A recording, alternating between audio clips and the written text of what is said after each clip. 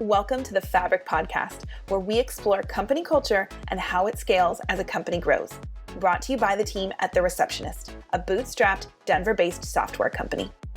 Each episode of Fabric will set out to uncover unique and uncommon answers to the question, how do companies of any size create a culture and core values that employees actually live out? On this episode of the Fabric Podcast, we go deep into a concept that's related to a number of our core values, and that concept is assuming positive intent. We're joined by two members of our leadership team, co-founder and director of customer experience Jessica Marshall, and director of sales Tom Foster. We discuss what assuming positive intent really means, and we get the backstory on how this concept came to be something that we all live by and how it's helped us. We talk about what can get in the way of this, and examples of when assuming positive intent did not happen when Jess and Tom were at other companies. By assuming positive intent, you create a strong foundation for communication, collaboration, and more, and we're excited to share all of this on today's episode. Well, I'm so excited to be back on the show. Tom, how are you doing today? Very well. Good to see you. How are you, Sarah? I'm good, thank you. And Jess, how are you? Fantastic. Happy Monday. We're recording on a Monday. We are recording on a Monday. No one will know, but to us, we know it's a Monday.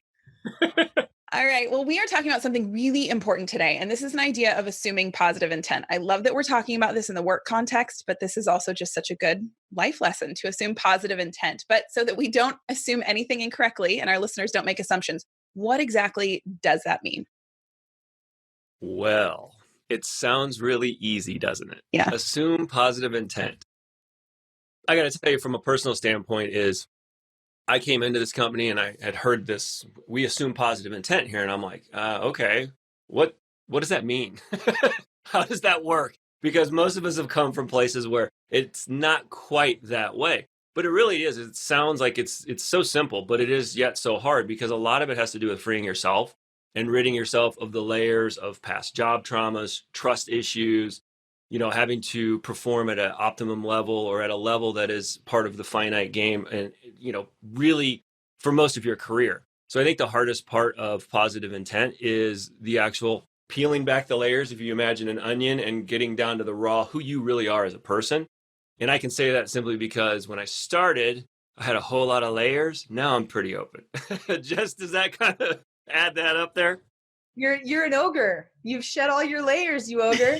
I do. I think positive intent comes from both sides, and I think we'll get into that a little bit later, but it takes a lot to hear what someone is saying to you that is conflicting or in contradiction to your belief system or whatever you're trying to lay out for the team today. It takes a lot to take that and not take it personally. And I think that does come from the past job trauma. We all, I think, have experienced a job or a place of business where you're not allowed to speak up or to contradict whatever the policy might be of the day, or what sales group we're going to go after, or what marketing team we're going to go, what path we're going to go down. It takes a lot of confidence to speak up against that and have a different idea. And it takes just as much to take that in without taking it personally. And that's assuming positive intent.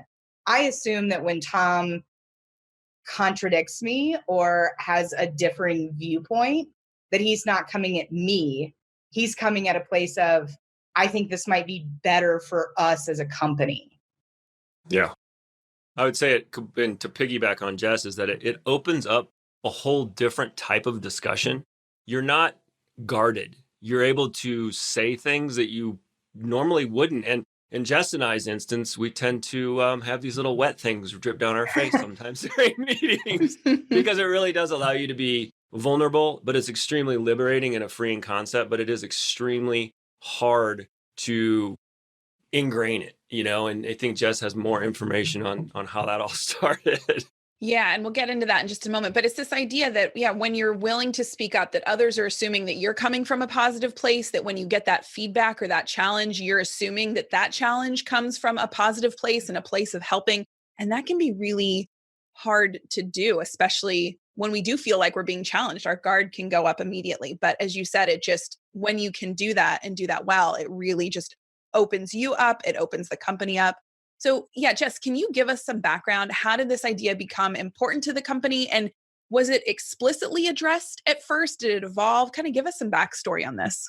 I think kind of both. We had a hired consultant who was sort of helping us formulate some processes and get our company moving forward in a various different ways. And the very first meeting we had was a set of meeting rules. And part of those meeting rules were no technology. You're going to close your computer. You're not going to act like you're listening to me and still be working behind the scenes. And then the second one was assume positive intent. And all of us had kind of heard of this theory, but we all just sort of stopped and went, we really need to talk about this for a minute. Tell me what you mean by assuming positive intent. It's like, we're going to talk about some ugly stuff. And it's not likely that we're all going to agree on the difficult topics that we're going to face. And you have to understand that your colleagues are coming from a place of kindness and contradiction at the same time, and that it's not personal. And I think it's such a human condition to automatically assume you're coming at me, right? If you contradict my ideas, then you're coming at me. And that's not what assuming positive intent is. It means you're challenging my ideas and you're going to present something that is in contradiction to them, but you're not challenging me and you're not calling me names or diminishing my thoughts or ideas, but you're challenging them. And that is an elevation of mindset to say, I can be challenged and not take it personally. 100%. It takes you have to be a lot stronger to do that. Because see, we also as a leadership team had gone through and read the 4 agreements, and one of those is don't assume. So, and now we're talking about assuming positive intent, and it goes hand in hand. It may sound like, what in the heck is Tom talking about? But when you don't assume, you can assume positive intent because you're not assuming the negatives. Because let's just be real. Most of us, when we get challenged on an idea, or we get challenged on a thing, we get, a little bit hurt. Our ego is like, well, I thought that was the greatest idea since Well, I put a lot of work into this too, right? Exactly. None of us are not putting work into this. I put a lot of work into this. And you're like, whoa. And it's really that the inner child that really says, man. But once you realize that, hey, this is not coming from any place of negativity, it really gives you a foundation that once everybody truly understands this. And it does take time. When you hire a new person, it takes them a little bit of time to kind of drop off that negativity or that past job trauma to really get into hard things and pointed conversations. And why are we doing things this way? And what was your thought process behind it? And what it also does is it makes you really think about what you're bringing to the table first, as opposed to just blurting out whatever comes to your mind. Which is one of the Simon Sinek things that Jess and I have been talking about, but is I try to speak last, and now I think all of us are trying to speak last, which is interesting. Yeah, and it's not just what you say, but also how you say it. It's what do I want to bring to the table and how do I want to do that so that I am best heard and so that people are hopefully able to assume that positive intent. And you've mentioned job trauma a couple of times, but I also think we don't do this well in our personal life. We're not always heard well. We might get defensive. People get defensive when we bring up things. So we're also bringing all of this, unfortunately, into the workplace when we're being vulnerable to present these new ideas. So it's already probably obvious, but again, we're not assuming anything in this episode. So assuming positive intent is extremely helpful and important in the workplace, especially related to our core values. But help us get really clear on why this is so important. I mean, I think it always comes back to fabric for us. And at the end of fabric is collaboration. And if there's anything I've learned in too many gray hairs of business years, is that my ideas can be bettered by someone else's. I'm a very bright person. And I have good ideas. And I don't think there has been one that hasn't been improved by someone else's input. And that is the very basis of assuming positive intent. I have to be able to accept input into my thoughts and my processes and my ideas. And that is going to allow me to grow, me to be better, and for my ideas to be implemented better than my thoughts originally had them. Yeah. It's like throwing, and I don't eat meat, but you throw a chicken in the oven, it's not going to taste very good. You throw some spices on it and some other things, I'm sure it's going to taste really good. That's kind of what this does, is it allows your ideas to get spiced up by others. And, it really it fosters really an atmosphere of caring within the organization. Andy Alsop, our CEO, sent me this the other day. It's a quote. I have it on my wall right here. It says, "Life changes for the better when we realize that we don't have to know everything and we don't have to pretend we know everything." And I think that is huge when not assuming positive intent. But I want to give you an example of what not assuming positive intent versus assuming positive intent. So I had my 2-year work anniversary last week, I think it was. And thank you. And her words were so kind in the card that she gave me, but she started it out with, "Hey, goofball." That's how we talk to each other, because that's who we are. Yeah. If you weren't assuming positive intent and you read that and went, "Goofball," what? Those of you that can't see me, I'm making a really weird face. But it was just like, you could be all bent out of shape. And I said, Jess and I were joking last week when we were talking about this episode, if somebody comes up and says, "Well, Tom, you're a jackass," and you don't assume a positive intent, that could be like, "What did I do? What's wrong? What do you mean?" And all of a sudden, next thing, you're revved up and you're I don't know how to say it. You're defensive. Thank you. But that's the thing about it, is that nobody in the company hides behind positive intent.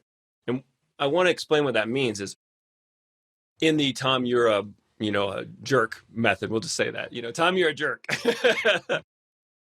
If I was hiding behind positive intent, I would have intent of hurting, but I'm hiding behind that. None of us have that. And I think that little piece of nugget, right, or that little nugget of information, that's the hard part to get from people who have had that trauma, or maybe in their own personal lives, they have some of that.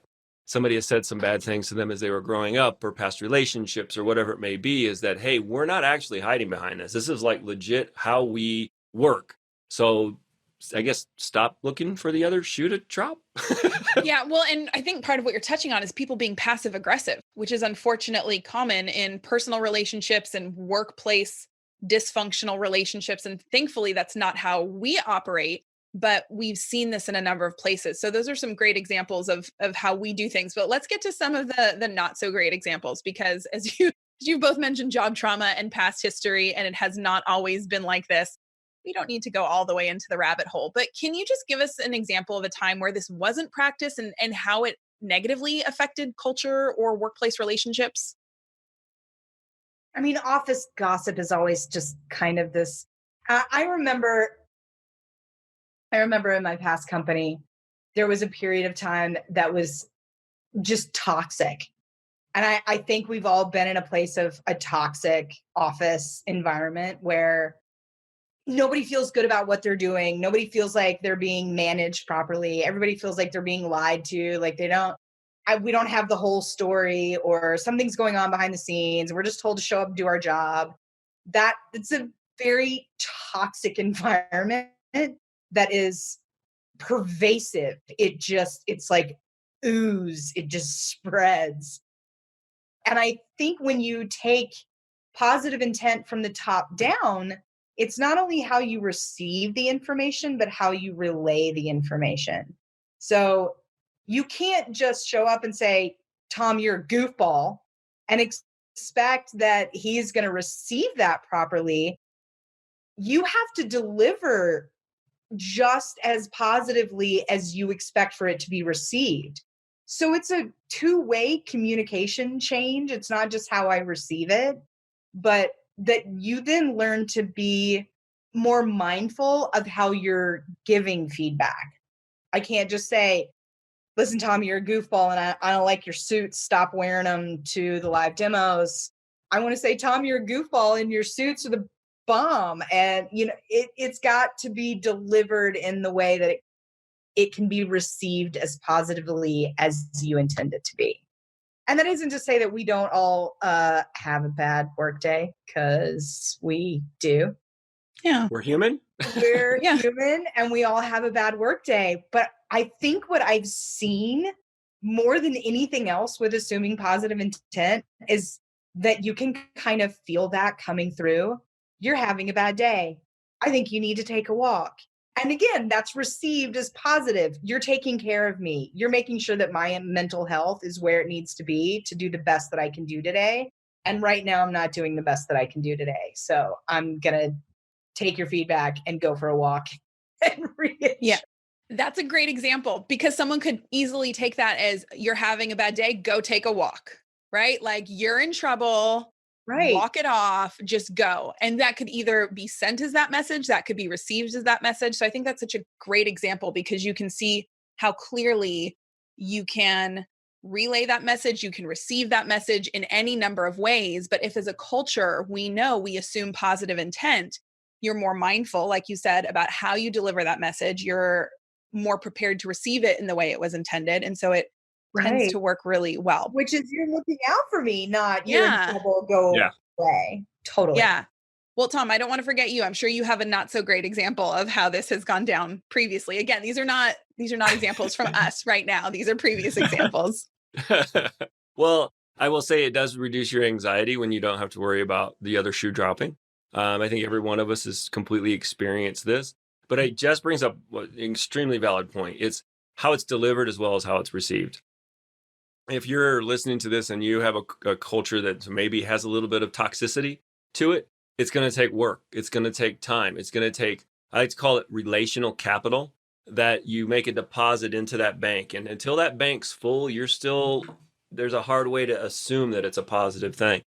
And we've all been there, where it makes you feel weak or it destroys your morale, where you say something to somebody and then they turn it around in the middle of a meeting and they're looking for ways to make you look bad. And the thing you got to realize, that if you're in a relationship like that, or in a work relationship, I should say, like that, is that it's generally not a you issue. It's generally a them issue. If it's really hard to keep that in your place. But yeah, we've all been at places where, like, shut up, cash your paycheck, just do your work, don't ask questions. It's why, and the age old why. Well, why are we doing it that way? Because that's how it's always been done. If you're hearing that, maybe it's time to raise your hand and say, hey, can we read a book like The Four Agreements by, Don Ruiz, and say, let's use this. Because I think personally, I use it with our teenager. We use the Four Agreements, and the Four Agreements are: be impeccable with your word, don't take anything personally, don't make assumptions, and always do your best.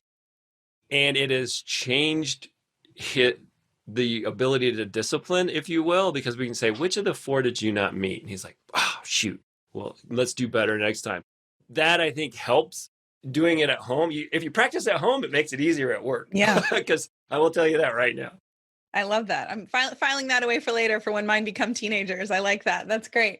So we've already heard a couple of good examples of how we are practicing this idea of assuming positive intent at The Receptionist. But can either of you share a story or a time where maybe you weren't even involved in it, you just saw it happening, or maybe you were involved, of when this assuming positive intent really went well in a situation? Oh yeah. I don't think I've ever seen it go poorly, quite honestly. And it's almost like I think it's a better form of what's the phrase? No offense, right? So if you start a sentence with no offense, you're kind of already, you're probably going to offend somebody. Yep. But I think when you really live this value, you hear, with all positive intent, I completely disagree with your decision to do X, Y, or Z, and here's why. Then it opens the conversation, and you can talk about why you made that decision and why I disagree with it, and our valid points on either side. And it also means that we can agree to disagree, but that you've heard me and I feel heard, and you're still going to make that decision, and that's fine. I have had those conversations. Business is hard.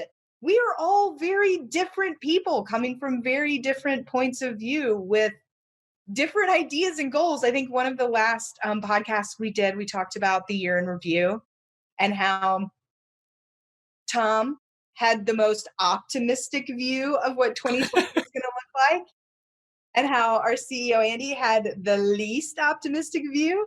But that's one of those things where you can kind of look at Tom and go, yeah, I know exactly where Tom's coming from. He's coming from, we got this, it's going to be fine. And somewhere in the middle, all of us can sort of say, I think you're being overly optimistic. And Tom can go, yeah, probably am. Yep. That's my place of living. I'm overly optimistic.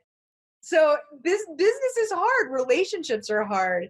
But when you relay your information and you're all like meeting on the same plane, you can do it without taking it personally and like walking away demoralized. You still feel heard and a part of decisions that are being made. I know Tom's got a story too about. Well, 100% on that, because we walk away from some of our leadership meetings of just like, we've had some intense discussions like about whatever it is. And it's literally every one of us the next morning on stand-ups like, that was one of the best growth meetings, the best leadership meetings that we've had. And it's because there is that, I'm super optimistic, like we figure out a way to work together because we're basically married to 5 people in the leadership team. We're all married. So you got to figure out how to work together. I know that may be a bad example. I don't think that's it's a good analogy. But it didn't go badly. And I don't think things generally do go badly because most people understand positive intent. But there was an opportunity for a situation that was instituted, or a policy, if you will, that was instituted that could have went just off the rails and been looked at like, what are you talking about? Why are we doing this? This is just your micromanaging. Like, there's a lot of things, and it's called the turtle police, which Jess brought up. And it's super awesome because what it does is the turtle police, when you first hear it, you can be like, wait, what? You're telling me to slow down, but I'm in sales. I need to go 150 miles an hour. Why? What? But mistakes cost you more time. But from a company standpoint, everybody now, it's kind of funny. We put a little turtle in to all the time in Slack.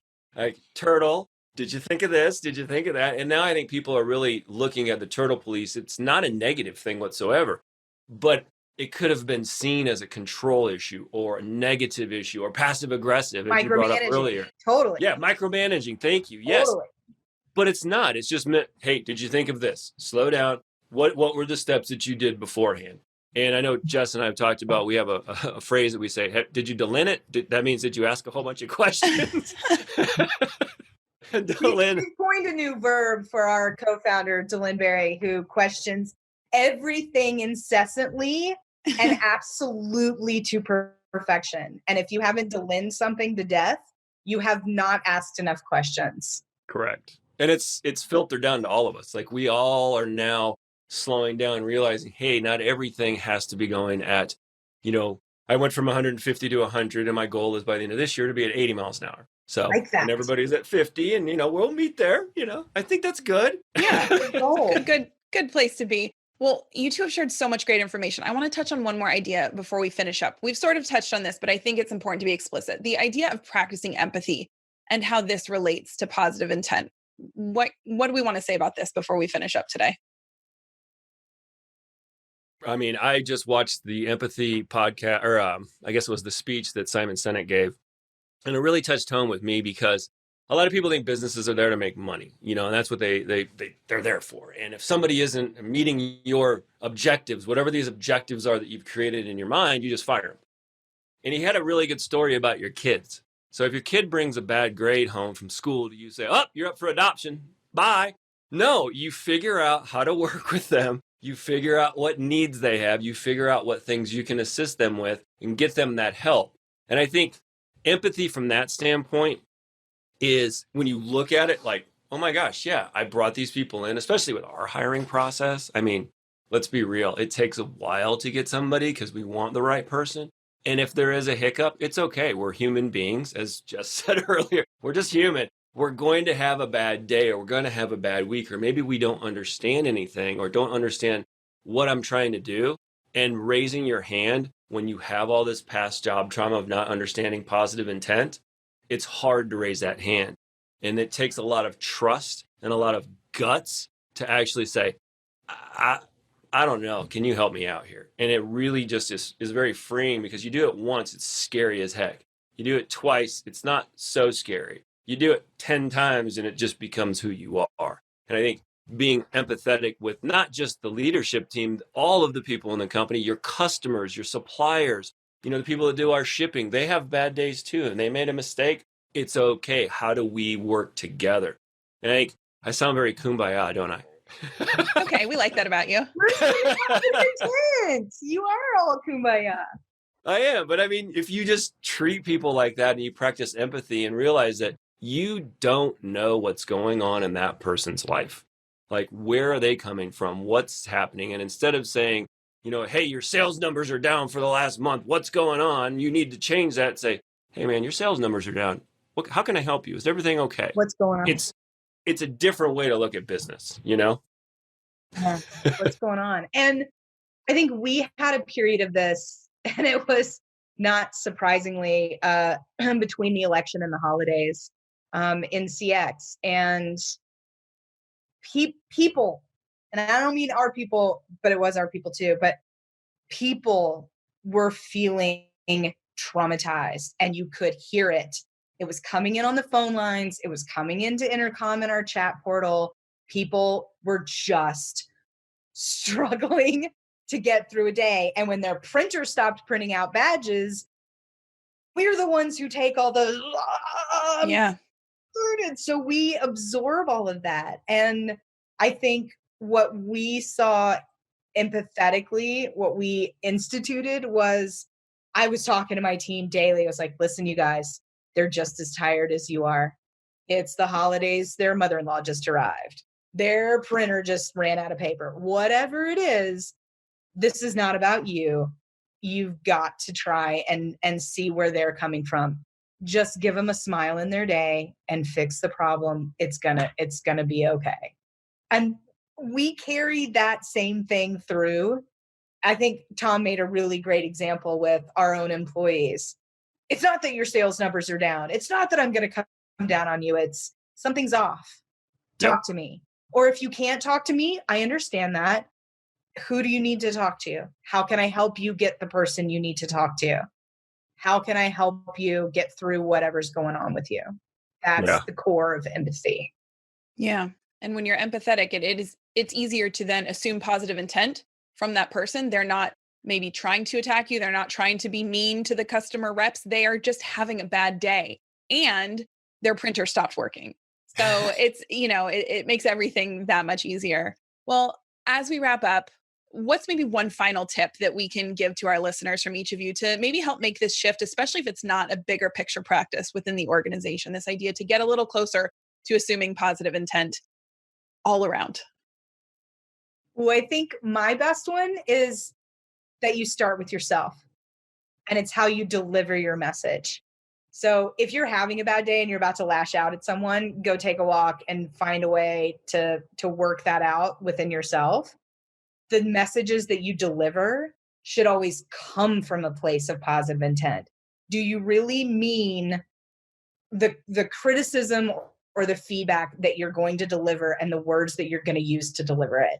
Be careful with your words and how you deliver criticism or feedback so that it is able to be absorbed as positively as you should be intending it.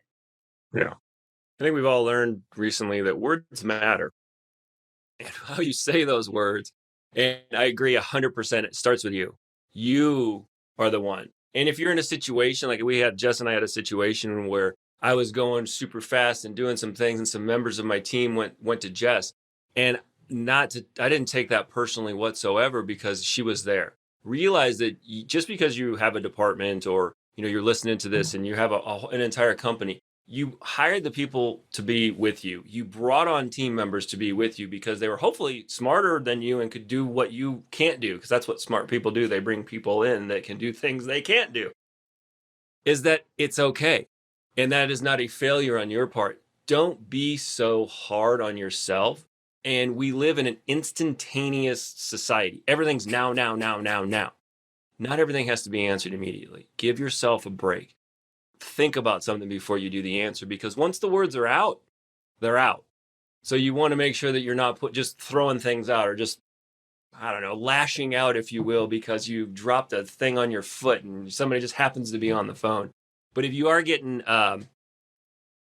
that coming at you, or people are coming at you negative, like what happened to all the folks that were, dealing with everything that was going on in their life, businesses closing, COVID, everything, is that take a second and realize it's not personal. It is just them just lashing out, and just try just to make them smile, even for just a brief second. If you can make everybody you come in contact with have a little smile, hey, that's all we can ask for. Absolutely. Well, thank you both. I think this was a really informative and, as always, enjoyable episode. And I think our listeners are going to get a lot from this. So Tom and Jess, thank you so much. Thank you, Sarah. Thank you, Sarah. We hope you're inspired to start trying to assume positive intent, even if you start slowly. If you'd like to learn more about our company or to try The Receptionist for 2 weeks free, no credit card required, visit us at thereceptionist.com.